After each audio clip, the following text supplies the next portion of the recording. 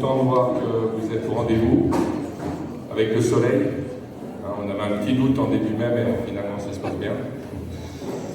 Donc avant de passer directement à la conférence, j'ai 2-3 rappels à faire. Pour les habitués, vous êtes au courant. Pour des raisons de sécurité et d'évacuation de salle en cas de problème, merci aux personnes qui ne sont pas assises sur des chaises ou des bancs de rejoindre les zones d'écoute en extérieur. L'allée centrale doit être laissée libre, ainsi que les accès aux issues de secours. On compte sur vous. Ça, c'est un peu comme la gestion des parkings. Il faut vraiment qu'il y ait quelqu'un qui s'occupe, sinon, voilà. Sinon, ça passe un peu comme ça peut. À la fin des conférences, une carte bleue rouge, on est au CRHA, donc c'est plutôt la carte bleue bien rouge, a été retrouvée. Quelqu'un a perdu une carte. Donc vous pouvez passer à l'accueil la chercher. Voilà. Voilà. Après, sur la conférence extrême droite, donc je vais vous rappeler un petit peu l'angle qui était retenu. Sachant, je tiens à le préciser quand même, qu'on n'a pas pu se réunir vraiment avant. Donc c'est possible qu'il y ait des redites, des choses comme ça, puisque les intervenants n'ont pas pu se coordonner. Ceci étant, on compte sur vous si on a oublié quelque chose dans la partie débat, c'est-à-dire au bout d'une heure, pour poser les questions si on n'a pas répondu à certaines de vos attentes. Voilà. Donc oui, j'en profite pour rappeler le système, 20 minutes à chaque intervenant. Au bout d'une heure, vous pouvez poser des questions. Tous les intervenants vont répondre aux questions posées. Il n'y a pas de questions posées à un intervenant. Voilà. C'est forcément l'ensemble des intervenants qui, s'ils le souhaitent, répondent aux questions. Voilà. Passer du parking à l'animation d'une conférence, c'est pas si simple. C'est pas si simple. Donc, pourquoi une telle présence de l'extrême droite? Regarde sur les causes économiques, politiques et sociologiques. Donc, l'idée dans cette conférence, c'était pas d'abord de voir comment on peut combattre l'écologie, mais pourquoi il y a des gens qui maintenant votent de plus en plus ou s'approchent de plus en plus de l'extrême droite. Ce qui n'empêche pas, bien sûr, de parler de comment on peut les combattre, évidemment. Voilà. Donc pourquoi l'extrême droite l'investissement politique? Comment peut-elle avoir un tel score aux élections par rapport aux alternatives proposées? Pourquoi les gens vont-ils vers eux alors qu'avant ils votaient à gauche? Quels sont les ressorts socio-économiques, sociologiques de cette évolution? Que faire? Avec la première intervenante sera Christelle Lagier, maîtresse de conférences en sciences politiques, chercheuse à Avignon. Ludivine Bantini, historienne et universitaire française. Edine Messaoui, militante antifasciste de la Junière lyonnaise, qui remplace en fait Raphaël Arnaud, qui n'a pas pu venir.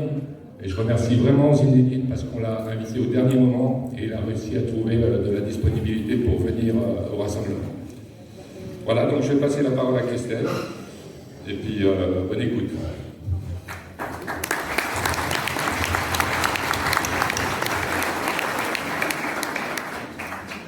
Alors bonjour à toutes, bonjour à tous. Merci beaucoup aux citoyens résistants de m'accueillir ici, de m'avoir sollicité pour intervenir. Moi, je vais vous dire quelques mots du travail que je mène pour que vous compreniez un petit peu d'où je produis les résultats que je vous donne, et puis aussi pour vous dire d'où je parle, parce que c'est toujours important quand même, quand on prétend faire des sciences sociales, de savoir un petit peu d'où on produit nos résultats. Donc moi, je travaille en sciences politiques, et je mène des enquêtes depuis 25 ans maintenant sur les électorats du Front National et donc du Rassemblement National, mais aussi les électorats de droite. Et je travaille à partir d'enquêtes à la fois qualitatives et quantitatives, c'est-à-dire je fais des entretiens avec des électeurs et des électrices d'extrême droite, des entretiens répétés sur plusieurs années pour essayer d'éprouver aussi la solidité de ce vote. Et puis je travaille aussi à partir d'analyses plus quantitatives, à partir de questionnaires, notamment à la sortie des bureaux de vote. Les jours d'élection, voilà, on recueille aussi des questionnaires pour essayer de comprendre la distribution des votes. Et je travaille particulièrement sur Avignon, puisque moi je suis plutôt favorable à une analyse un peu localisée, on va dire, de cette préférence électorale pour essayer de comprendre ce qui se joue. Parce que quand on regarde les choses au microscope, en fait, on arrive à beaucoup mieux cerner en fait, les logiques et les processus de rapprochement avec ce parti. Et ce travail sur les bureaux de vote m'a permis notamment de mettre en parallèle à la fois le vote pour l'extrême droite et puis le vote pour l'abstention, parce qu'on verra l'abstention, parce qu'on verra justement que c'est très lié et qu'on ne peut pas envisager en fait les résultats du Rassemblement national sans se questionner aussi sur cette abstention. Alors, et aussi vous dire que quand je vais parler des partis politiques, je vais parler des organisations politiques, je vais traiter de la responsabilité collective aussi de l'ensemble des formations politiques à l'égard des scores de l'extrême droite. Je ne parle pas des militants, je ne parle pas des électeurs, je parle des organisations et de la manière dont elles se positionnent aussi par rapport à cette formation. Alors pour revenir un peu sur les déterminants du vote pour le Rassemblement national, donc il y a beaucoup de travaux en sciences politiques sur cette question, et on a quand même quelques acquis en sciences politiques qui ne sont pas toujours ceux qui circulent dans les commentaires médiatiques, donc je pense que ça vaut la peine de revenir un petit peu sur un certain nombre de résultats. Première des choses, c'est que quand on réfléchit sur ces électorats, en fait, on réfléchit en termes de conglomérat électoral, c'est-à-dire qu'on a une agrégation successive, alternative, de différents électorats qui viennent grossir les scores de ce parti. Et ça, c'est tout à fait important parce qu'en fait, au lieu de raisonner en termes de stock d'électeurs qui seraient acquis, en fait, au Rassemblement national notamment, il vaut mieux raisonner en termes de flux. C'est-à-dire qu'on a des gens qui choisissent ce parti, puis qui parfois ne votent pas, qui parfois votent pour d'autres partis, et on a en fait des mouvements qui sont très forts. Et pendant très longtemps, en fait, le socle de fidèles de ce parti, c'était 2 à 3% en fait, de l'électorat. Tout le reste résultant d'agrégation d'électorats différents. Alors aujourd'hui, on se retrouve dans une configuration, notamment aux dernières élections, où on a un vivier électoral, on va dire, de 40% à peu près, avec la venue de clientèles électorales différentes qui se rapprochent de ce parti. D'ailleurs, les scores aux élections européennes l'année dernière si on avait eu un président de la République qui soit un peu bien conseillé, normalement il ne déclenche pas des législatives derrière, parce qu'on est dans la fourchette très haute en fait, des résultats du Rassemblement national. Il a rarement été aussi haut, et il était à peu près sûr qu'il allait bénéficier de cette dynamique pour les législatives. Donc ça, c'est la première chose. Ça veut dire que ce n'est pas définitif. Voilà. Les gens qui votent pour ce parti, ce ne sont pas des gens forcément associés à l'idéologie de ce parti, et c'est important de le dire parce qu'on a tendance à l'envisager comme un parti un peu différent des autres. En fait, la majorité des électeurs entretiennent un rapport très distancié à la politique, sont peu compétents politiquement, s'intéressent peu à ces questions, et c'est la même chose au Rassemblement national. Donc ça, c'est un premier point. Deuxième chose, c'est effectivement un parti qui se nourrit d'autres clientèles électorales, et particulièrement des clientèles électorales de la droite. Et il faut le rappeler, ce parti aujourd'hui se nourrit essentiellement d'électeurs qui votaient autrefois pour les partis de droite. Et de ce point de vue-là, l'analyse localisée, elle est fondamentale, parce que les terrains sur lesquels moi je travaille, c'est-à-dire le sud-est, qui sont des terres d'enracinement de ce parti depuis très longtemps, en fait, ces mouvements-là, de la droite vers l'extrême droite, on les observe depuis très longtemps, facilement depuis une trentaine d'années, où les allers-retours sont très réguliers entre la droite et l'extrême droite. Alors pour les élections locales, pour des élections moins importantes, où les gens s'autorisent en fait à voter pour le Rassemblement national. Et on a vu progressivement comment ça s'est consolidé, c'est-à-dire des gens qui plus systématiquement ont voté pour le Rassemblement national parce qu'ils ont le sentiment finalement que la vraie droite aujourd'hui, c'est le Rassemblement national. Alors, sur les terrains du Sud-Est, c'est particulièrement net parce qu'on a une droite qui a disparu, c'est-à-dire qui a carrément abandonné certains territoires où il ne reste plus que l'extrême droite, et où parfois le choix est entre le Rassemblement national et la Ligue du Sud, par exemple, dans le Nord Vaucluse, qui sont en fait deux formations d'extrême droite. Et puis, le Rassemblement national se nourrit d'une abstention très forte. Et ça, quand même, il faut l'envisager de manière très sérieuse, c'est qu'on a tendance à traduire les scores de ce parti en termes de croissance inexorable. Si vous écoutez les commentaires médiatiques les soirs des élections, on vous dit toujours la croissance inexorable du Rassemblement national, le premier parti de France, le premier parti des ouvriers. Ce qu'il faut comprendre quand même, c'est que le Rassemblement national ne fait pas voter les gens en masse. Il va chercher des électeurs qui votaient autrefois pour d'autres partis, donc il mobilise d'abord des votants, c'est-à-dire qu'il ne réduit pas l'abstention, et elle a plutôt eu tendance à augmenter dans la période où lui a augmenté ses scores aussi. Donc, autre idée reçue sur le Rassemblement national ou les extrêmes droites, c'est cette idée qu'il a tiré les catégories populaires, c'est-à-dire notamment les catégories les plus défavorisées. En fait, non. Les catégories les plus défavorisées, elles sont massivement abstentionnistes. Et là-dessus, alors sur l'abstention, on a quand même des données sociales qui nous montrent très bien que l'abstention qu'on peut objectiver, c'est bien cette abstention qui est le fait de situations défavorisées socialement. Quand on regarde effectivement les bureaux de vote sur lesquels l'abstention est la plus forte, ce sont toujours les bureaux de vote qui cumulent des indicateurs sociaux particulièrement bas. Et c'est pas là que le Rassemblement national réalise ses forts scores. Ou s'il les réalise, c'est parce que l'abstention est très forte et que comme on vous donne toujours les résultats en pourcentage des suffrages exprimés les soirs des élections, c'est-à-dire qu'on évacue l'abstention et du coup on ne regarde que les gens qui auront voté, forcément ils tirent bénéfice aussi d'une abstention très forte quand il y a une toute petite mobilisation un petit peu supérieure aux autres partis. Et effectivement, c'est le cas. Le Rassemblement national mobilise plus que les autres partis depuis maintenant quelques années. Ce qu'il faut aussi retenir, c'est que ce vote-là, comme tous les autres votes, est un vote collectif. Et j'attire votre attention là-dessus. Pareil, idée reçue, on a tendance à penser que les gens qui se rapprochent du Rassemblement national, c'est des gens isolés, c'est des gens qui sont en situation d'anomie sociale, des gens qui seraient coupés des collectifs, pas du tout. En fait, c'est un vote des sociabilités partagées, comme tous les autres votes. Le citoyen ne se décide pas tout seul dans les isoloirs, il ne se décide même pas tout seul à aller voter. Il est entraîné par les collectifs, c'est-à-dire les familles, les collectifs de travail, les collectifs amicaux, et au Rassemblement national comme ailleurs, c'est la même chose. Or, on a des territoires sur lesquels ce parti s'est considérablement implanté, développant des sociabilités très fortes, et voilà un sentiment finalement d'unanimité raciste, parce que c'est un peu de ça qu'on va discuter aussi, c'est-à-dire cette impression que tout le monde finalement partage des idées racistes et que finalement c'est pas si grave de voter pour ce parti, et puis que si on votait pour la droite avant, on peut aujourd'hui voter pour ce parti-là. Donc c'est aussi de cette manière en fait que ce vote se diffuse et qu'il a tendance aussi dans certains territoires à s'implanter de manière très très forte. C'est pour ça que l'analyse localisée, elle est très intéressante, parce qu'elle permet d'aller travailler ces collectifs. Enfin, vous avez peut-être, vous avez sûrement entendu parler de l'ouvrage de Félicien Faury qui est sorti l'année dernière, des électeurs ordinaires.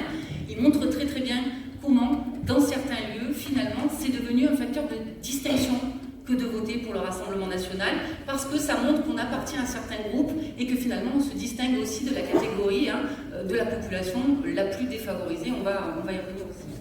Donc c'est pas un vote des exclus, retenez-le, c'est pas le vote des catégories populaires. En fait, les gens qui se rapprochent de cette préférence électorale, ce sont plutôt des gens qui appartiennent aux classes moyennes basses, d'accord, mais qui sont des gens qui travaillent, qui sont majoritairement des gens qui payent des impôts, qui sont des gens qui payent pour un système de redistribution sociale, donc l'État-providence, dont ils ont l'impression de ne pas bénéficier.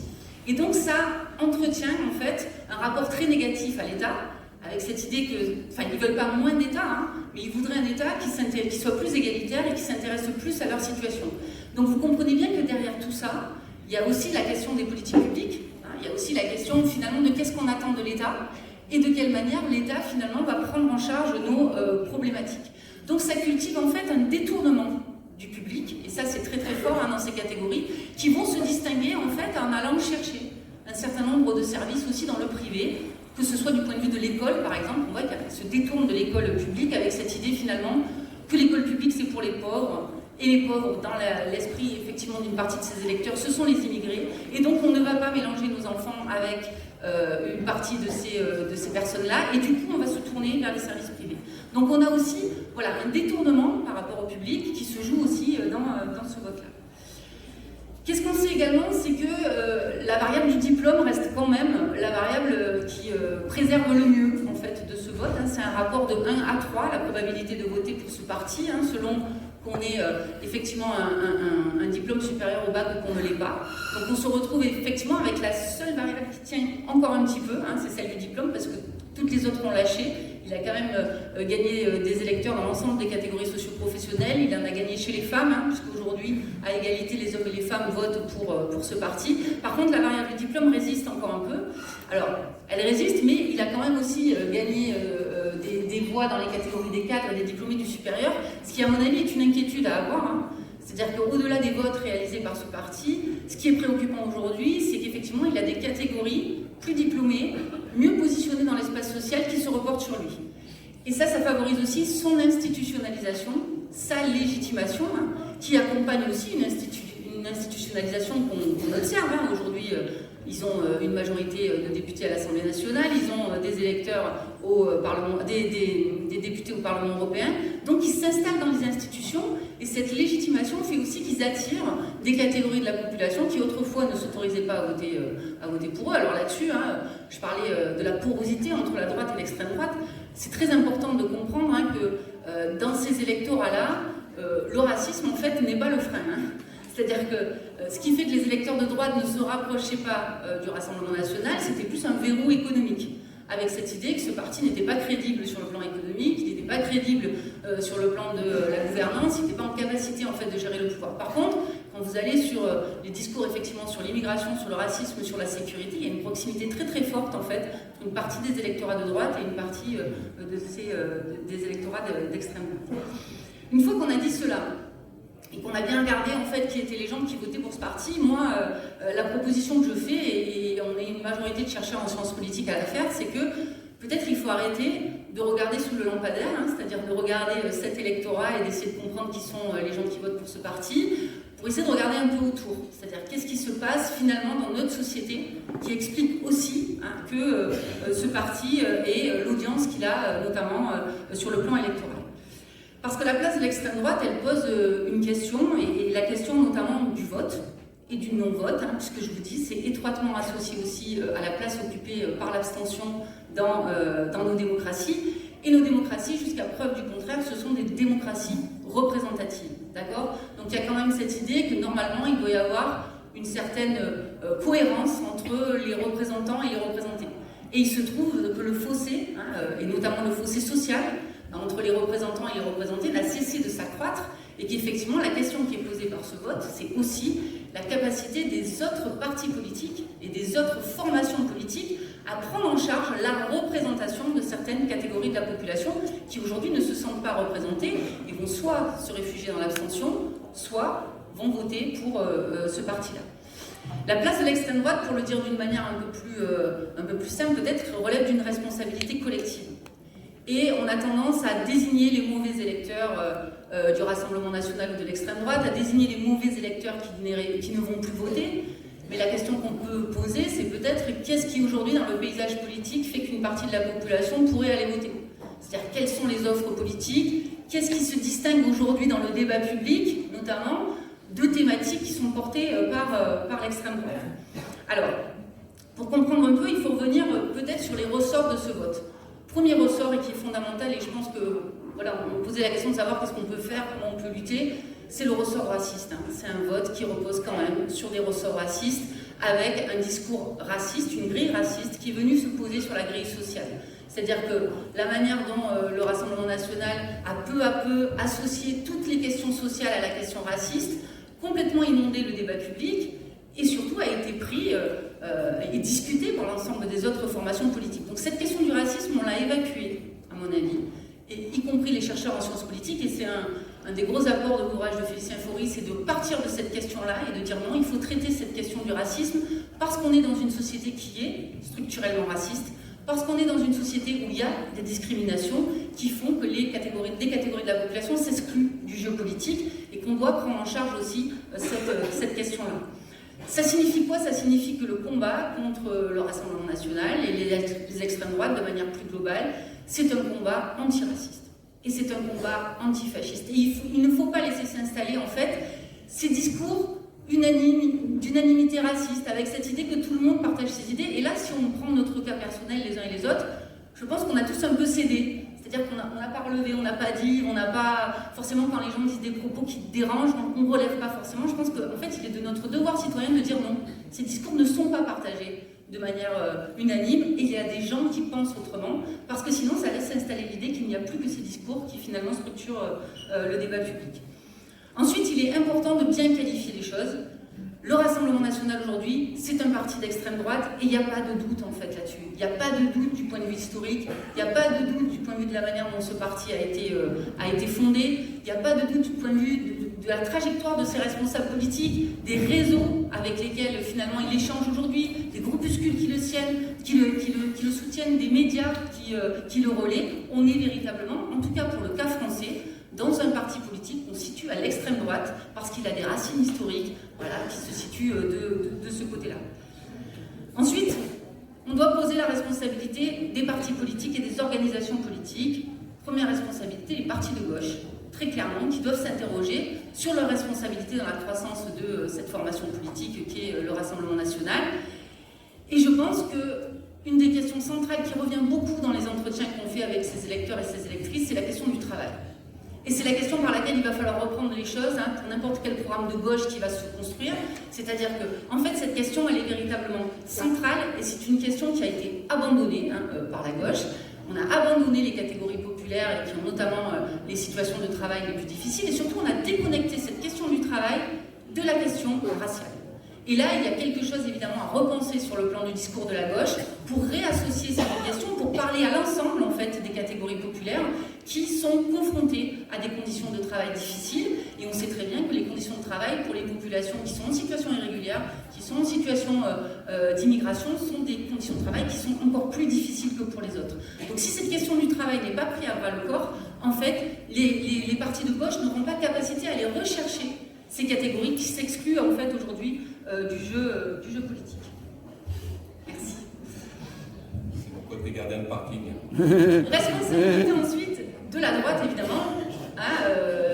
Ça commence très tôt, dans les années 80, on a les premières alliances entre la droite et l'extrême droite, des municipalités qui sont gagnées par la droite avec de l'extrême droite, des régions, la mienne, la région PACA, la région Aquitaine, où vous avez des exécutifs régionaux qui feraient avec l'extrême droite également. Et puis effectivement, ben voilà, on a eu une présidence Sarkozy qui est allée très à droite de la droite, et aujourd'hui, alors là les vannes sont ouvertes, on a une droite qui est en train de lâcher complètement, et mine de rien, ça facilite aussi la légitimation de ce parti.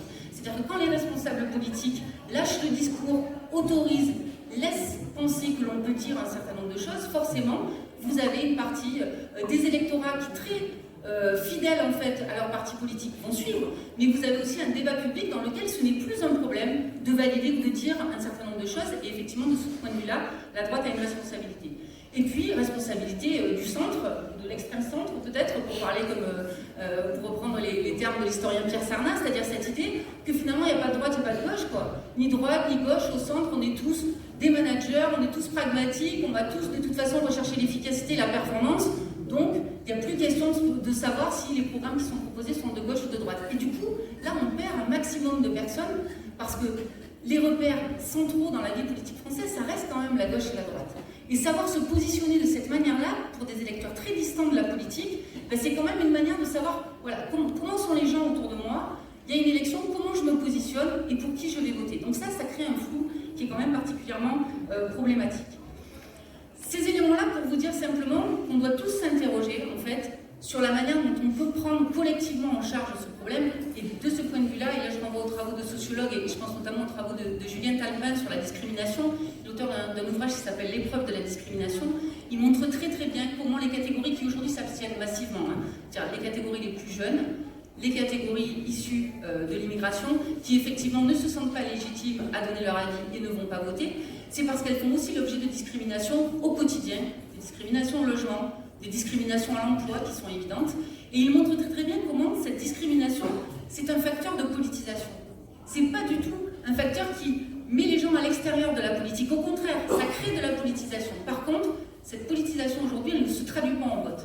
Elle va se traduire dans une mobilisation sociale, elle va se traduire dans l'associatif, mais ces catégories-là n'ont plus le sentiment en fait que le vote est un moyen de changer ou de transformer leur vie.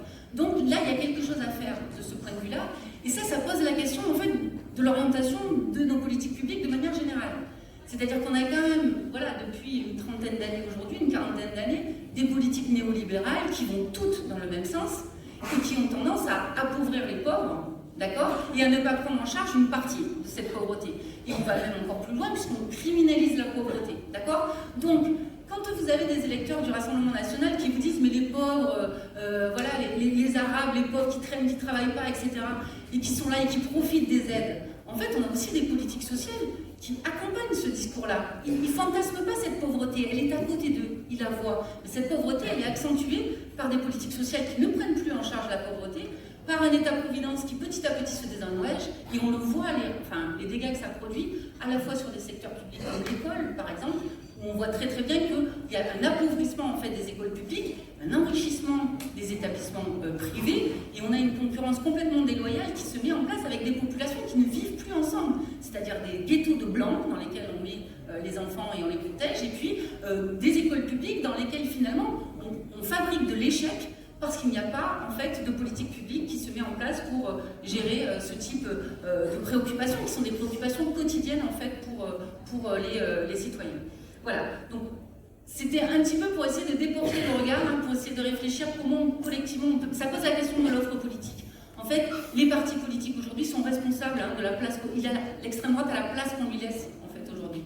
Elle a la place que les autres organisations politiques ont décidé de lui laisser, et c'est un parti aubaine en fait, pour une partie de ses responsabilités responsables politiques qui font carrière, mais aussi des lecteurs qui y trouvent un refuge parce qu'il n'y a pas une offre alternative en fait dans le champ politique. Voilà, je m'arrête là.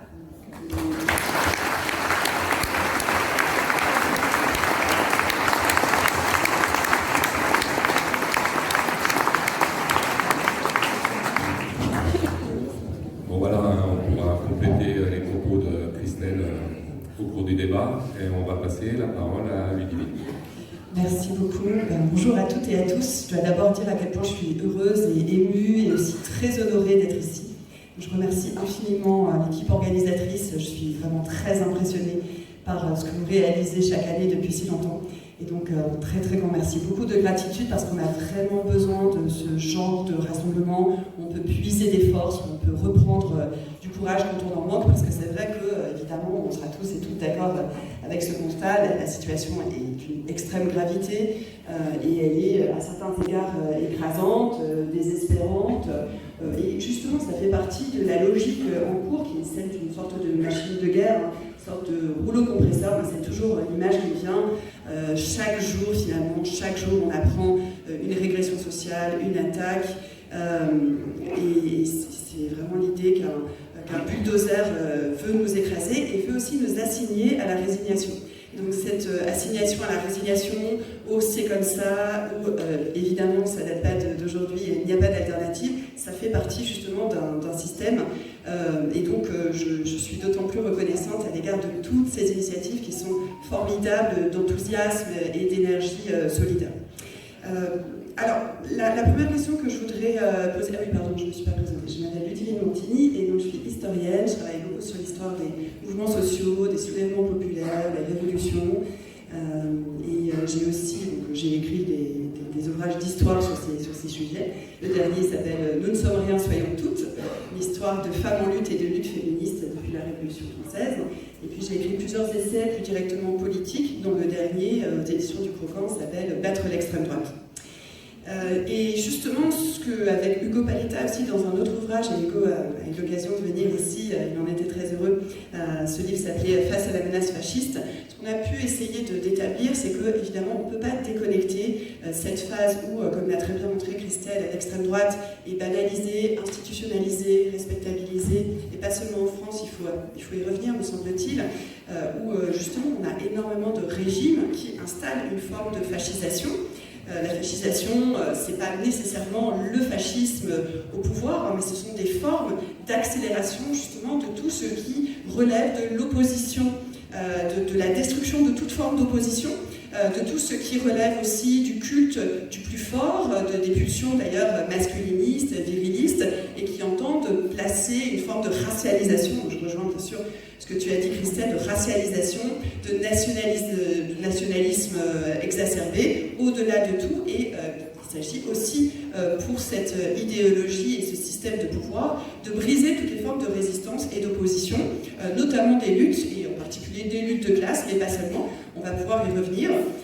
Et cette fascisation, elle a lieu dans énormément d'endroits, donc y compris, c'est peut-être un premier argument pour combattre et battre l'extrême droite, c'est le fameux « on n'a pas essayé ». Donc évidemment, en France, on a essayé, ça s'appelait le régime de Vichy notamment, mais partout dans le monde s'installent des régimes d'extrême droite qui sont d'une extrême brutalité et qui visent d'abord une grande partie des classes populaires qui, pour autant, comme l'a aussi montré Christelle, sont en partie leur électorat. Donc c'est montrer justement la grande escroquerie idéologique et politique lorsque ces organisations qui prennent le pouvoir se prétendent défenseuses des classes populaires notamment et du peuple en général, alors qu'elles écrasent ces classes populaires par des politiques qui sont très antisociales, qui sont d'une violence antisociale.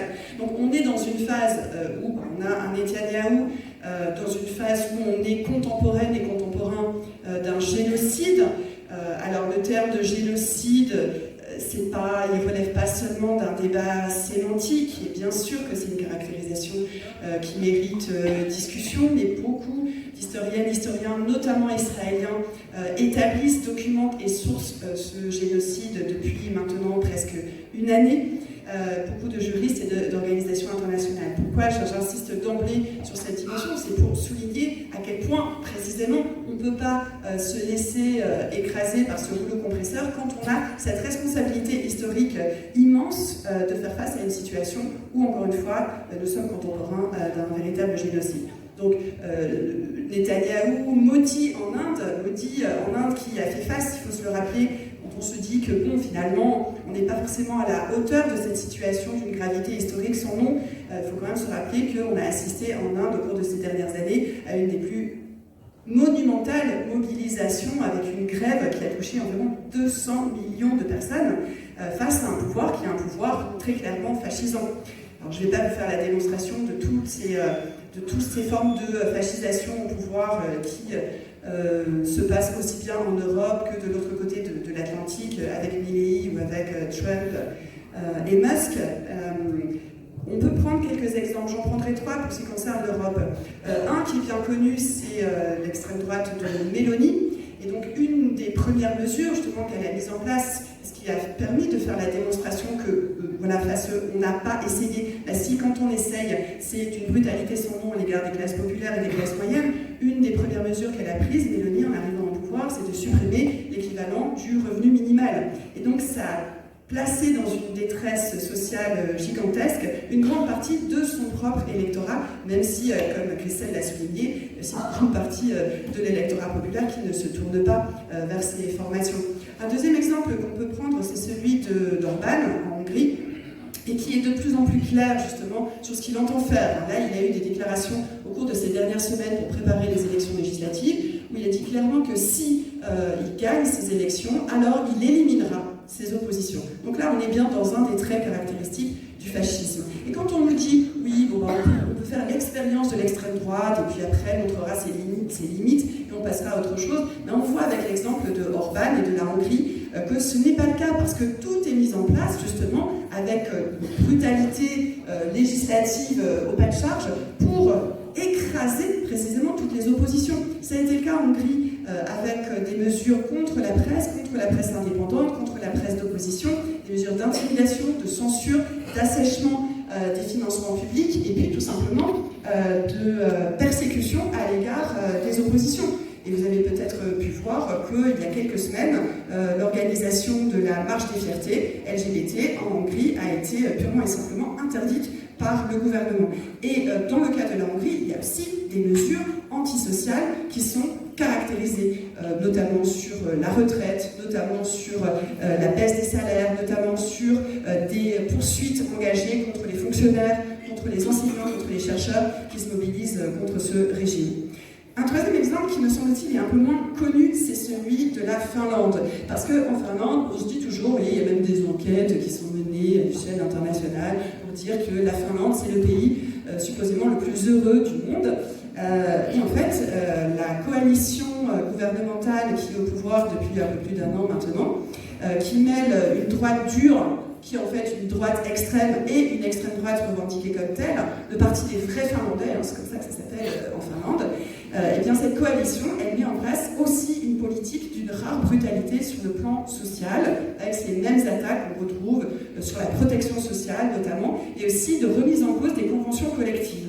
Et il y a eu d'ailleurs l'année dernière, en février 2024, une énorme mobilisation, comme le pays n'en avait jamais connu dans son histoire, une énorme grève et des manifestations qui ont atteint 200 000 personnes, ce qui est vraiment beaucoup pour la Finlande, et la répression antisyndicale s'est vraiment abattue à plein. En fait, quand on fait tout ce constat, on peut se dire que quelle est la logique? On peut se demander dans quelle mesure c'est un système global qui appelle et qui a besoin justement de ces formes d'extrême droitisation de la politique. Il ne s'agit pas de comparer terme à terme avec les années 30 et de reprendre les analyses toujours extrêmement stimulantes d'un Daniel Guérin quand il nous parlait de fascisme et grand capital, mais c'est bien de ça qu'il s'agit. C'est bien de ça qu'il s'agit. On est dans une phase, moi j'ai même plus envie de l'appeler néolibérale, parce que en fait c'est un terme qui est quand même finalement une forme d'euphémisme, une forme d'édulcoration, parce que néolibéral, libéral, liberté, etc. Non, c'est une phase extrêmement violente d'extension généralisée de la logique du capital, justement, de la loi, de la marchandise, de transformer le monde en une marchandise généralisée, y compris dans les recoins, j'allais dire, les plus intimes de nos existences qui doivent devenir des marchandises. Or, cette extension généralisée de la logique du capital, elle trouve évidemment des résistances de toutes sortes, Et il s'agit de plus en plus d'avoir recours, si on reprend le vocabulaire de Gramsci, à une manière de gouverner, et plus une manière de gouverner essentiellement par le consentement, mais par la contrainte et dès lors souvent la violence. Et je pense qu'on ne peut pas déconnecter l'analyse de la situation que l'on traverse aujourd'hui, non pas seulement dans ce pays, ici en France, mais dans bien des pays du monde, si on n'a pas en tête justement cette logique effarante du capital. Et je rejoins bien sûr ce que disait Christelle sur la responsabilité d'organisations qui se sont dites de gauche, mais qui ont mené une politique très clairement de droite et qui ont contribué très largement à asseoir et à légitimer cette politique d'extension généralisée du capital. Il faut se rappeler par exemple de Jacques Delors. Alors il est mort il n'y a pas si longtemps et évidemment beaucoup d'hommages lui ont été rendus. Pour moi c'est une des pièces, alors c'est une métaphore, c'est une allégorie Jacques Delors, enfin peu importe l'homme si vous voulez, c'est une des pièces justement de cette brutalisation généralisée, de cette extension de la logique du capital. Jacques Delors, lorsqu'il était ministre de l'économie et des finances en 1981, 82 et les années suivantes, il avait justement cet objectif d'imposer la loi du marché partout. Je pourrais revenir dans le détail si vous voulez sur des questions là-dessus, mais ça me paraît très important de revenir à ce moment de bascule des années 80 qui était elle-même dans les pratiques politiques et sociales qui ont été menées une forme de réaction, c'était des années réactionnaires par rapport à la grande phase des années 68 de contestation radicale et d'anticapitalisme fort et d'anti-impérialisme aussi très puissant. Par exemple, Jacques Delors a permis que soit menée la désindexation des salaires par rapport au prix, et il a parlé d'une révolution à ce sujet.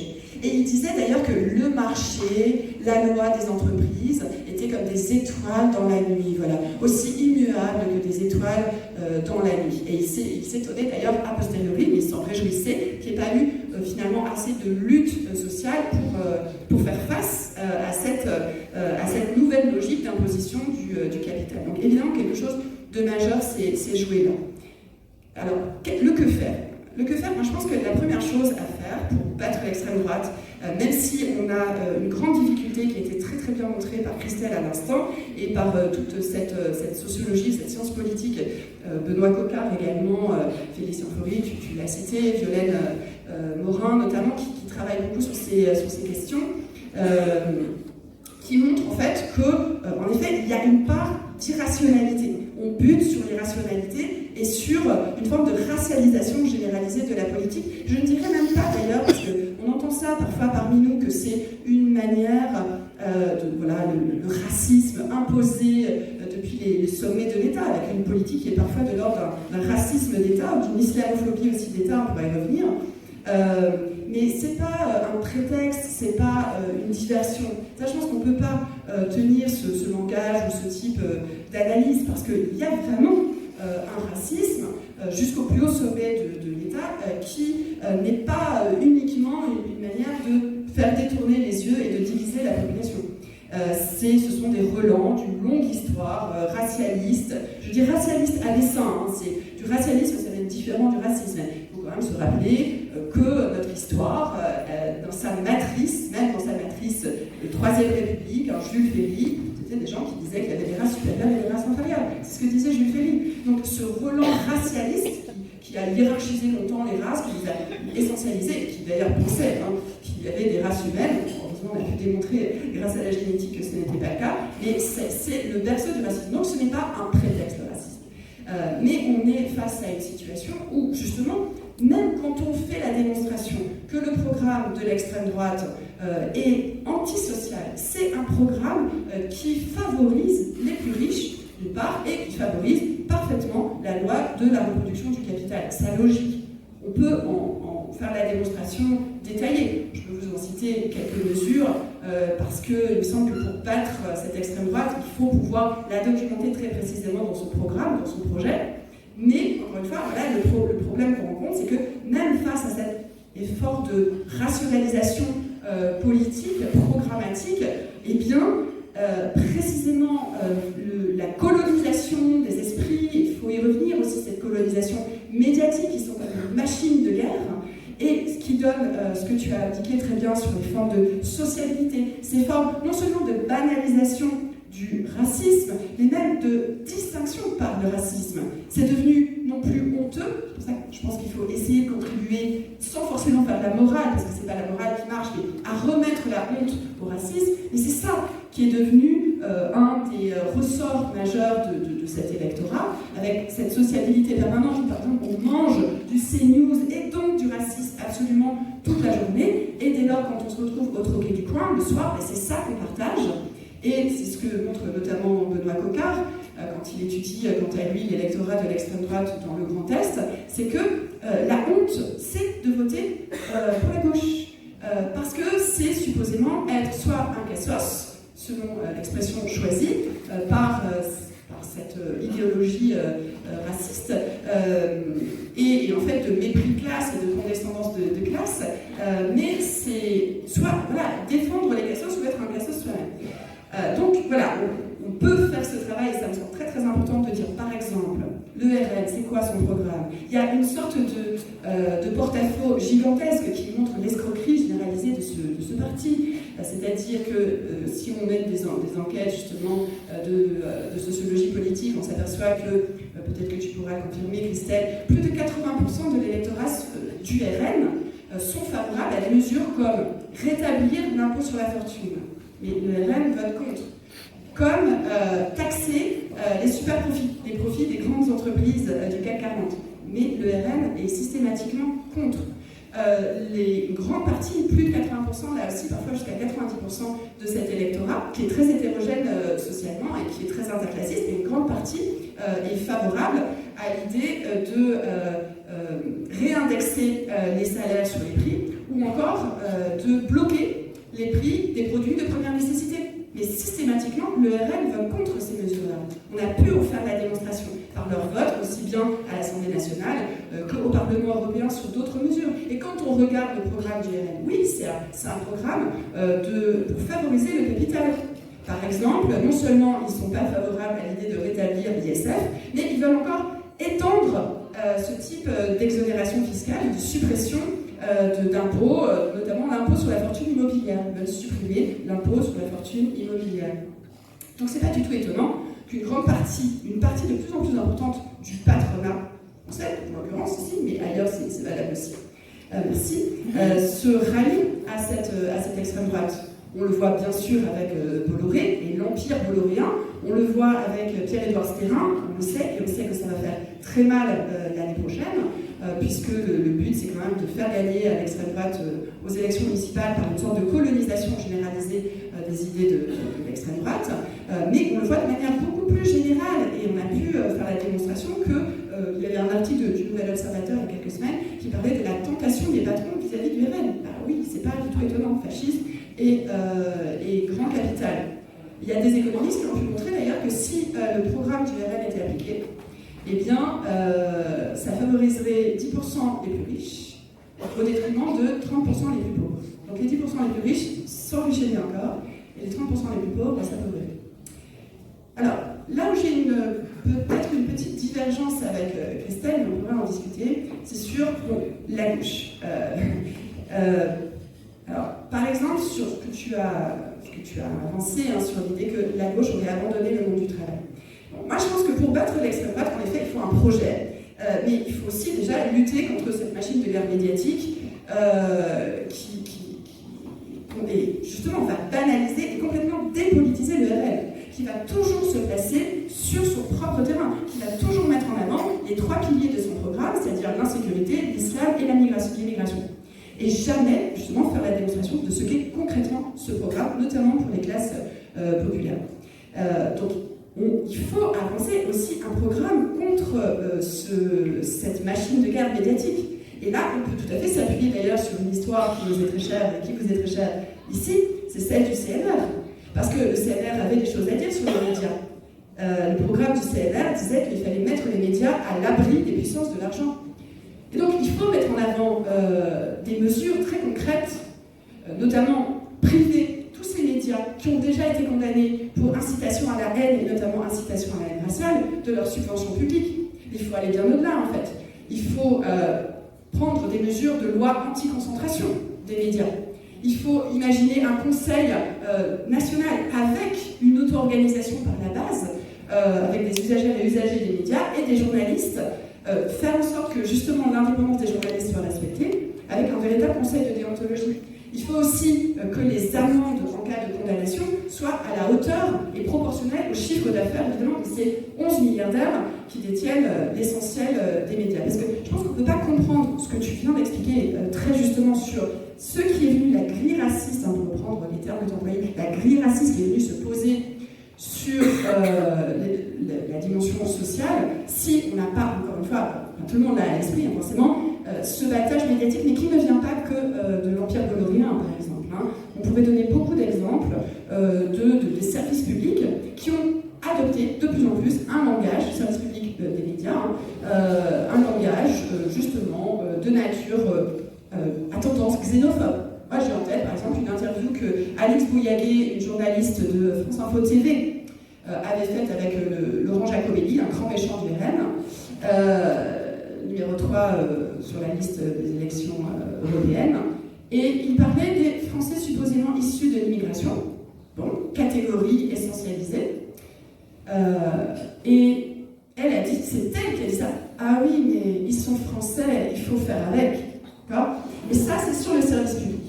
Bon, alors je termine sur le que faire, parce que moi, je ne pense pas du tout que la gauche ait abandonné le monde du travail. Et je regrette que certains responsables politiques, qui sont des camarades, aient pu dire ça. Je crois vraiment qu'au contraire, les luttes sociales, et c'est comme ça aussi qu'on pourra battre l'extrême droite, c'est en gagnant des luttes, c'est en faisant en sorte de visibiliser le programme. Et c'est très difficile hein, quand il y a 11 milliardaires qui ne veulent absolument pas de visibilisation pour cette gauche et qui sont en train de retourner aussi complètement, c'est orwellien la période, hein, orwellien en sens où voilà, le mensonge c'est la vérité. Je pourrais vous donner plein d'exemples très précis sur tous ces gens qui disent qu'aujourd'hui les fascistes c'est LFI. Et je cite spécialement LFI parce que en fait il me semble que quoi qu'on pense, je ne suis pas la France insoumise, mais je m'en sens très solidaire. Je m'en sens très solidaire, y compris face au déversoir monstrueux d'attaques contre cette organisation politique qui est présente sur le terrain des luttes, qui n'a pas du tout abandonné le monde du travail, qui va soutenir des grévistes sur les piquets de grève, qui a permis que des travailleuses et travailleurs, y compris femmes de chambre, soient présentes à l'Assemblée nationale. C'est pas possible. Là, il faut de la solidarité. Encore une fois, quelles que soient les critiques, les discussions, les divergences, les désaccords, il faut de la solidarité entre nous, parce qu'on ne pourra pas battre l'extrême droite si on n'est pas un minimum fédéré sur un socle.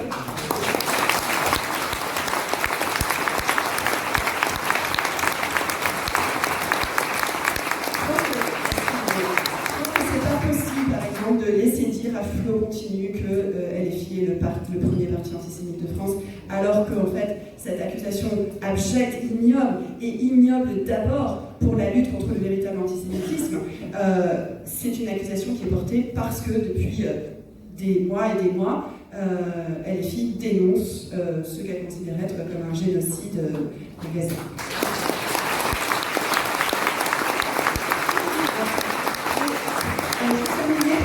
Voilà, on a un programme. J'entends souvent parmi nous, c'est vrai, mais nous, par rapport à l'extrême droite, on n'a pas de programme. Mais si, on a un projet. Il est décliné de 1000 manières. Mais c'est vrai qu'on n'entend pas beaucoup dans les médias, par la force des choses. Mais il est décliné de 1000 manières, entre des mesures d'urgence sur plein de questions, mais je n'ai même pas besoin de les reprendre ici parce que vous les connaissez et que, en fait, j'ai déjà dépassé mon temps de parole. Et sur les mesures d'urgence, mais plus fondamentalement aussi. Et ce qu'on voit, c'est qu'on est de plus en plus axé sur la question plus radicale du rapport au capital, justement, du rapport au productivisme, du rapport à l'extractivisme, du rapport à cette destruction généralisée de l'humain et du vivant. Et donc c'est aussi pour ça que cette machine de guerre, elle s'en prend à nous. Mais il faut le rappeler, il faut le défendre sans cesse, ne pas trop se dire que voilà, on a abandonné, non, c'est pas vrai. On a un véritable projet de justice, d'égalité et d'émancipation, et c'est ça qu'on défend ensemble.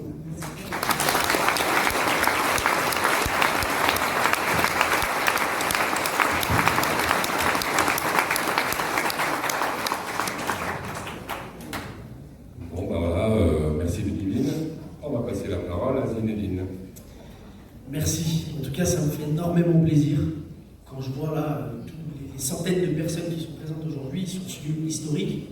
sur lequel je me suis renseigné, évidemment, je connaissais dans les grandes lignes, mais c'est quand même fou qu'aujourd'hui, nous tous là dans cette salle, et tous les gens qui vont venir aujourd'hui sur ce lieu de commémoration de la résistance, nous sommes ceux qui commémorons ce qui s'est passé ici. Et je vous demande toutes et tous de vous applaudir, parce que ça, c'est nous qui donnons cette ligne-là, et c'est nous qui sommes les héritiers de la résistance, les amis. Alors je vous demande de vous applaudir, parce que c'est quelque chose qui s'est passé ici en 1944, au plateau des Glières. C'est 500 résistants, des gaullistes, des communistes, des républicains espagnols, des antifascistes italiens, qui sont morts tués par les nazis et par les traîtres du régime ceux qui ont collaboré avec le régime de Vichy. C'est 2000 miliciens français, environ 5000 nazis qui sont emparés de ce lieu-là de résistance et qui ont tué nos camarades. Alors les amis, c'est ça vraiment qu'il faut avoir en tête. C'est qu'aujourd'hui, ce qu'on représente ici, c'est en mémoire à tous ces gens-là qui se sont battus pour notre camp social, pour notre camp politique. Et aujourd'hui, c'est ça qu'on représente. Et vraiment, c'est cette dignité-là qu'il ne faut pas qu'on oublie. Parce que ça, c'est ce qui caractérise notre camp politique. Donc voilà, c'est ça aujourd'hui qu'on représente. Et c'est vraiment, je voulais commencer mon intervention par ce rappel-là. C'est que c'est ça qu'on représente. Il ne faut pas l'oublier. Alors oui, on entend souvent dire que l'extrême droite augmente, l'extrême droite arrive, mais en réalité l'extrême droite elle est déjà là. Christelle l'a rappelé, ils sont implantés aujourd'hui dans nos institutions. Et sur comment s'est construite la Ve République, ça marche vraiment comme ça, quoi. Enfin, à partir du moment où ils ont plusieurs dizaines de députés à l'Assemblée nationale et qui passent sur tous nos médias, on reviendra sur l'empire médiatique de l'extrême droite aujourd'hui en France, mais à partir de ce moment-là, ils ont réussi à se forger cette légitimité-là. Mais qu'il faut que nous, dans nos lignes politiques, qu'on soit très solides et qu'on rappelle réellement qui ils sont. Eux, c'est le camp des antisémites. C'est eux, les héritiers des nazis qui sont venus tuer nos camarades ici. C'est eux qui ont mené la guerre partout en Europe et partout dans le monde. Et aujourd'hui, ils sont les héritiers de cela. Et ça, c'est quelque chose qu'il ne faut pas oublier également. Et alors, je voulais parler évidemment aujourd'hui, on vit dans un contexte assez compliqué. Par exemple, je pense que ça ne vous a pas échappé, mais l'actualité politique, aujourd'hui, à l'heure où l'extrême droite est en train de reprendre un petit peu le pouvoir par les urnes, dans les idées, dans les médias, ils rachètent des écoles de journalistes, et ben on a notre ministre de l'Intérieur qui souhaite dissoudre l'Urgence Palestine, qui est une organisation qui milite activement et tous les jours pour ce qui se passe à Gaza, et c'est horrible, et qui souhaite également dissoudre notre organisation politique, qui est la Jeune Garde antifasciste, qui depuis 2018, sans relâche, milite contre les pires néo-nazis, à Lyon et dans toutes les villes où on est présent. Et ça, c'est ce qui est en train de se passer actuellement dans le pays. C'est qu'ils sont en train de s'accaparer un petit peu toutes les places dans le pouvoir, et d'utiliser ce pouvoir-là que leur donne cette République, la Ve République, pour taper sur tout ce qui défend le racisme aujourd'hui en France. De taper toutes les structures qui se mobilisent en opposition au racisme et au fascisme. Alors, évidemment, c'est quelque chose aussi de cruel, parce que parmi ceux qui ont fait front contre les nazis ici même, et même partout dans le pays, contre les nazis, c'est évidemment les gaullistes, issus d'une droite qui, certes, est une droite, c'est pas notre camp politique, mais qui n'avait jamais transigé sur ces questions-là. C'est que l'extrême droite, en tout cas, ne devait pas prendre l'ascendant sur tout ce qu'on représente, quoi, en fait. Et aujourd'hui, celui qui représente cette droite-là, c'est Bruno Retailleau. Et évidemment, cette droite-là n'existe plus. Cette droite-là n'existe plus. Elle se confond dans l'extrême droite. On connaît aujourd'hui ce qu'est le Front National, le Rassemblement National, on l'appelle comme on veut, mais, parce que c'est la même chose. Mais ils se confondent un petit peu dans cette extrême droite-là. Et aujourd'hui, on se retrouve dans une position où ils restent, eux, face à nous, la gauche. Et c'est pour ça que nos lignes politiques, et on ne doit jamais transiger sur ces lignes politiques-là, c'est que nous sommes antifascistes. Et l'antifascisme va devenir nécessaire dans la période, ça va devenir vraiment ce qui va caractériser nos luttes. Parce que c'est comme ça qu'on va réussir à vaincre l'extrême droite. Alors, on l'a vu ces dernières semaines, il y a eu le congrès des Républicains qui opposait notamment Laurent Wauquiez et Bruno Retailleau. Et c'était un petit peu, et c'est là qu'on a vu, c'est ce qui caractérise un petit peu aujourd'hui leur camp politique, à la droite dite traditionnelle, machin, qui n'existe en réalité plus, c'est qu'en fait, cette course-là à la présidence du parti des LR était caractérisée par une chose, c'était qui sera le plus raciste, qui sera le plus sur la ligne de Donald Trump. C'était un petit peu une course à la Trumpisation, en fait, cette élection-là, la présidence des Républicains. Et évidemment, Bruno Retailleau a gagné la course du plus raciste, et il a été élu à la tête du parti. J'en rigole parce que voilà, c'est un rire un peu nerveux, mais c'est pas drôle. Il y a quelques semaines également, c'est ça qui. Je parle beaucoup de Bruno Retailleau parce que apparemment il nous aime bien, on parle souvent de la jeune garde en ce moment, parce qu'on lui fait un petit peu peur, évidemment. Bruno Retailleau il criait « abat le voile ». C'est quelque chose qui. En fait, je ne sais même pas comment vous expliquer. Je suis là pour vous expliquer les choses, mais ça, j'arriverai pas à l'expliquer. C'est qu'en fait, il a crié « abat le voile », il a stigmatisé nos concitoyens musulmans, et c'est passé normal. On en a parlé pendant 5 minutes à la télé. Nos organisations politiques en ont parlé un petit peu. Mais normalement, on devrait être scandalisé. Ça devrait être tous les jours, sur toutes nos actions politiques, sur toutes les télévisions, les chaînes de télévision, mais on n'en a même pas parlé. Il a crié « abat le voile ». Et une fois qu'une barrière est tombée, et on l'a vu tout au long de l'histoire, quand une barrière tombe, c'est toutes les autres barrières après qui tombent. Qu'est-ce qui se passe quelques semaines après? Aboubacar Cissé se fait assassiner, 50 coups de couteau, plus de 50 coups de couteau dans une mosquée, pendant qu'il est en train d'apprendre à prier à celui qui allait être son assassin. Et ça répond à un agenda politique, c'est celui de la convergence entre la droite et l'extrême droite. Évidemment, c'est pas la même chose, mais on est en train de vivre ce moment-là, où leur ligne politique est en train de se confondre, en fait, pour former qu'une seule ligne. Et évidemment, c'est pas la plus glorieuse. Oui, j'avais aussi noté, je voulais laisser aussi un mot, ça fait partie un petit peu de l'actualité, l'islamophobie, c'est ce qui caractérise l'actualité politique du pays. C'est aussi la fermeture, en tout cas la coupe de subventions, je ne sais pas si vous en avez entendu parler, du lycée Al-Kindi, à côté de Lyon. C'est le seul établissement musulman aujourd'hui qui reste encore en France. Et Laurent Wauquiez, la région, leur a coupé toute subvention, rejetant, en parlant des frères musulmans, en disant que ce n'est pas une école normale. Cette école a subi aussi plusieurs dizaines de j'ai oublié comment on dit, d'inspection, voilà, c'est ça. D'inspection en l'espace de 5 ans. Désolé, je suis un peu fatigué. Je pense qu'on l'est tous. En l'espace de 5 ans. Et à côté, on a des écoles comme Betaram, qui est le plus gros fait de pédocriminalité qu'on n'a sans doute jamais connu dans le pays. Et on n'en parle pas. On n'en parle pas, mais surtout, on ne les inspecte pas. Betaram, je crois, je ne l'ai pas noté, mais je crois que c'était, j'avais vu un chiffre passer comme ça, je crois que c'était 2 inspections, ou une inspection, depuis les années 90, je crois, ou 80, j'étais même pas né. J'étais même pas né. Bon, c'est pas compliqué. Mais je suis jeune. Mais voilà, c'est dingue. Ce deux poids, deux mesures face aux établissements. Après, on peut penser ce qu'on veut des établissements privés. Les établissements privés, c'est un autre débat.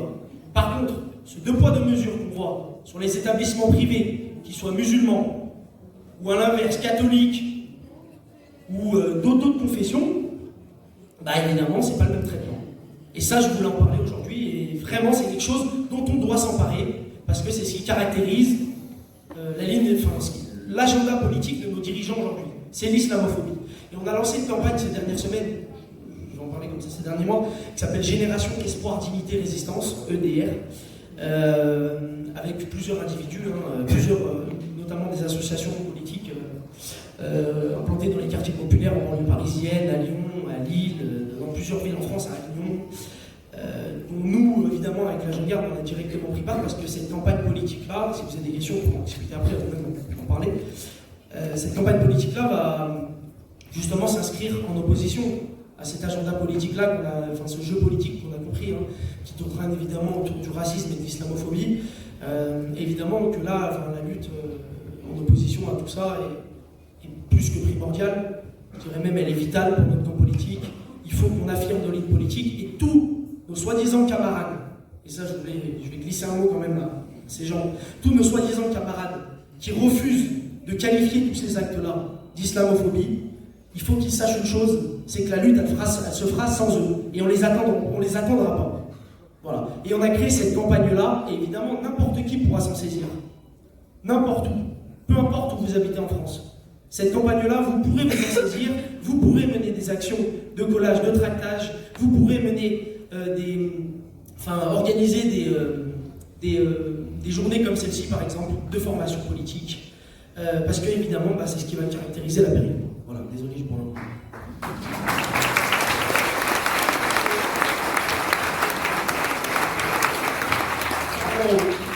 Aux médias, évidemment, on voit tout un empire médiatique se dresser en ce moment, notamment, je vais vous dire un mot au hasard, je pense que vous connaissez, c'est CNews, voilà, scoop, CNews, Europe 1, mais aussi Ludivine en a parlé également, les médias, les médias publics, qui sont en train de reprendre un petit peu ces mots-clés-là, on le voit de plus en plus. Il y avait notamment un chiffre que j'avais vu pour revenir sur l'islamophobie, c'était, je crois, sur une année, sur 365 jours, c'était environ, je ne me rappelle plus trop le chiffre, c'était 340 à peu près, ouais, c'était ça, 340 et 350 jours dans l'année où le mot islam, islamisme, musulman, femme voilée, islam, était présent dans le bandeau de la chaîne CNews. Donc c'est un acharnement quotidien. Ça veut dire, moi j'allume ma télé, là, j'allume la télé, boum, je tombe sur CNews, et je vais être stigmatisé. Ma mère, elle sera stigmatisée. Mes frères et sœurs, mes cousins seront stigmatisés, constamment. Et ça, je vais revenir sur l'islamophobie parce que ça me paraît important, mais le caractère systémique là, le caractère systémique de cette oppression qu'est l'islamophobie, c'est pas seulement à la télé, mais c'est quand nos frères et sœurs vont à l'école, quand nos mamans vont à la préfecture ou à la mairie pour aller faire leurs papiers, quand nos parents vont au travail. Et c'est quotidien. Et là, c'est en train de s'inscrire de plus en plus. C'est en train de se banaliser à partir du moment où nos dirigeants crient à bas le voile, à partir du moment où on allume la télé, on voit les musulmans stigmatisés, à partir du moment où on voit carrément Bruno Retailleau, presque, légitimer ce qui s'est passé contre Aboubacar Cissé, les 50 coups de couteau en disant c'est une action, nous nommons cette action comme une action anti-islamiste. Mais c'est une dinguerie. Moi, vraiment, là, même en vous expliquant, je suis en train de réaliser, c'est une dinguerie ce qui se passe. Donc, il faut qu'on reste mobilisés, les amis, sur cette question-là, et ne jamais trembler sur nos lignes politiques. Voilà. Alors, pour revenir sur les médias, évidemment, qui dit islam, dit insécurité, dit immigration massive. Voilà, on connaît la chanson, je ne vais pas vous faire une tirade là-dessus, parce qu'on a l'habitude, on connaît. Et évidemment, le but de ces médias-là, c'est un petit peu de servir un peu l'extrême droite, traditionnelle, les militants ce sont des militants d'extrême droite, ce ne sont pas des journalistes, ces gens. Donc le but, c'est de servir cet agenda d'extrême droite pour faire infuser dans la société des petits mots, comme, voilà, pour banaliser un petit peu la dinguerie raciste qu'ils sont en train de mettre en place. Alors bon, que faire? Que faire face à ce qui se passe? C'est évidemment, c'est compliqué, je vous l'ai dit, c'est d'abord ne pas transiger sur les politiques, mais jamais, jamais. Et on voit une grande partie de la gauche, je le répète, qui tremble trop souvent, et c'est trop arrivé, sur toutes les questions antiracistes, antifascistes. On l'a vu quand Médine avait été invité dans les universités d'été il y a quelques années, et qu'il avait eu quelques histoires, on l'accusait d'être proche des frères musulmans, tout ça parce qu'il porte une barbe et que c'est un arabe. On a beaucoup quand même d'organisations politiques du pays qui étaient gênées quoi, avec la venue de Mehdi. Il y en a même qui étaient tentés d'annuler la venue du rappeur. C'est un rappeur, hein. Ça fait partie de notre bataille culturelle. Nos jeunes, ils écoutent ça. Enfin, moi j'écoute ça d'ailleurs. Je me prends trop pour un ancien.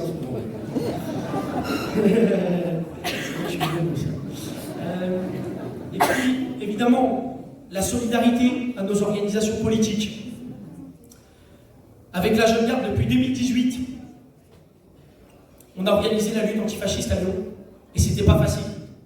Parce que quand on a créé cette organisation politique-là, on savait directement on allait être agressé, physiquement.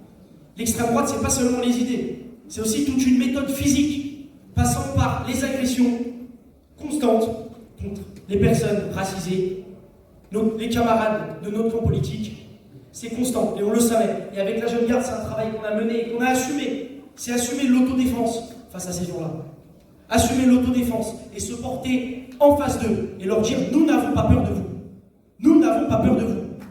Et vous ne pouvez pas, comme vous voulez, attaquer nos rassemblements, nos meetings, nos camarades lorsqu'ils sont en action politique. » Et c'est quelque chose qu'on a assumé directement avec la Jeune Garde et que tous nos camarades politiques doivent s'emparer. Cette question-là d'autodéfense va être centrale dans la période. Et on l'a vu, ça commence à se durcir dans la période. On l'a vu en Angleterre. La violence raciste, physique, qu'ont vécu les Anglais. Je crois que c'était il y a 1 an maintenant, ça passe vite. Mais on l'a vu, nos camarades aussi politiques, mais c'est constant. Mais je suis sûr que même vous, en tant que militant politique, si vous l'êtes, vous avez déjà vécu, si vous avez déjà eu affaire à des militants d'extrême droite, c'est constant dans leur pratique. Donc nous allons nous emparer de ces pratiques-là et leur dire oui, ça ne caractérise pas notre camp, par contre nous n'avons pas peur et nous allons nous défendre face à vous. Le travail aussi qu'on a mené avec la Jeune Garde, c'est des locaux d'extrême droite. À Lyon, il y avait 7 locaux d'extrême droite. Publics. Aujourd'hui, il en reste 0. Et ça, c'est le travail de la Jeune Garde antifasciste. Ça, c'est le travail des organisations politiques. Et avec toutes les organisations politiques, qu'elles soient syndicales, associatives, politiques, on a mené cette bataille-là avec un collectif qui s'appelle Fermons les locaux fascistes à Lyon. On a mené cette bataille-là sans relâche. Et la victoire, elle est arrivée. Elle s'est présentée devant nous. Et aujourd'hui, il n'y a plus personne. Et on leur dit, voilà, on n'a pas peur de vous et on vous a vaincu dans la rue. Le travail unitaire caractérise notre organisation politique avec la Jeune Garde. Et c'est quelque chose qu'il ne faut pas qu'on lâche. Avec toutes nos organisations politiques, dès qu'il y a un mouvement social qui va se lancer, dès qu'il y a une action politique qui va se lancer, il faudra qu'on soit tous solidaires. Parce que la période là, ça va secouer. Ça va pas être facile. Et si on n'est pas solidaire, on va pas y arriver. Alors les camarades, la solidarité de notre camp, et Ludivine l'a rappelé tout à l'heure, ça va être quelque chose de central. Et si on ne l'adopte pas maintenant, ça sera trop tard après. Et on pourra s'en remettre à personne. Ça sera notre faute. Et il existe des structures antifascistes. Je ne sais pas combien il reste de temps de parole. Ça va, c'est pas. Il existe des structures antifascistes partout dans le pays. Notamment la Jeune Garde ou l'autre. Et les camarades, ne vous posez pas la question de si vous êtes prêts ou pas. Ça, on s'en fout. Il faut être prêt. On a la nécessité d'être prêt. Que vous soyez prêts ou non, rejoignez ces structures-là. Rejoignez la lutte antifasciste. Parce que c'est comme ça qu'on va les faire trembler et c'est comme ça qu'on aura notre victoire face à l'extrême droite. En 2027 ou même avant. Parce que ça peut arriver avant. Avec la politique, on peut être surpris. Ça va très très très vite.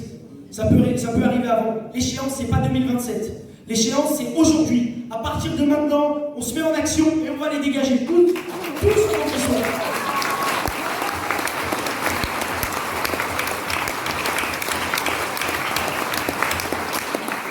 Alors bon, encore un dernier mot. Encore un dernier mot quand même. Enfin, il ne faut pas l'oublier, les amis.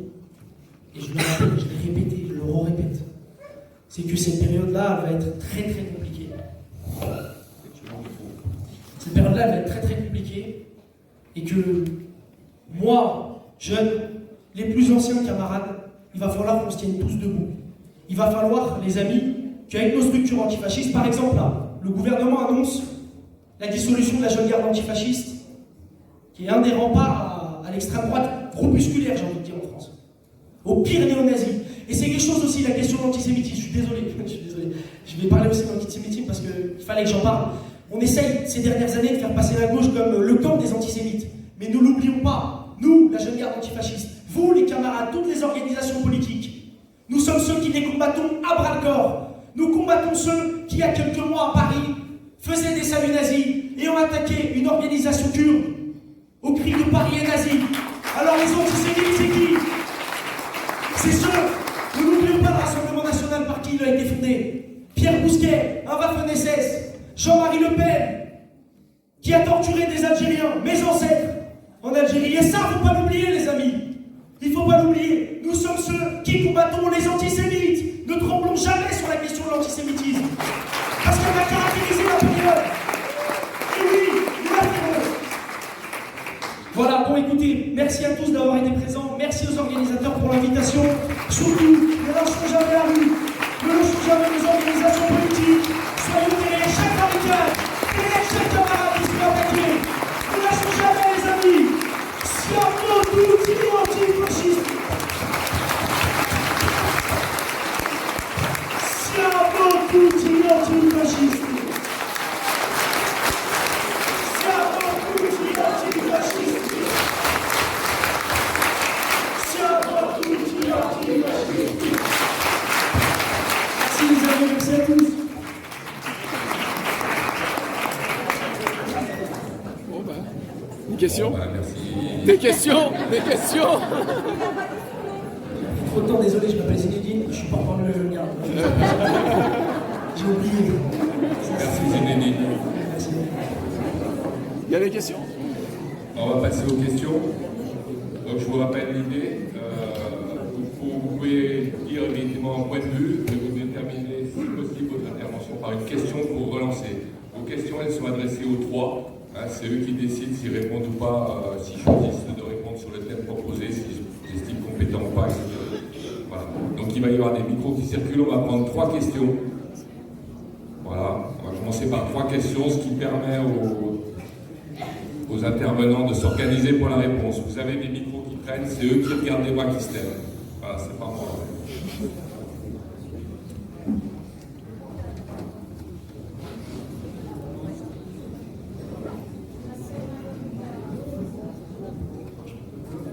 Le micro, il marche pas.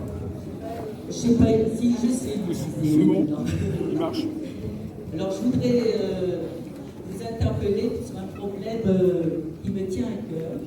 Je fais partie du collectif Ne perdons pas le Nord. Je ne sais pas si vous en avez entendu parler donc, en Auvergne.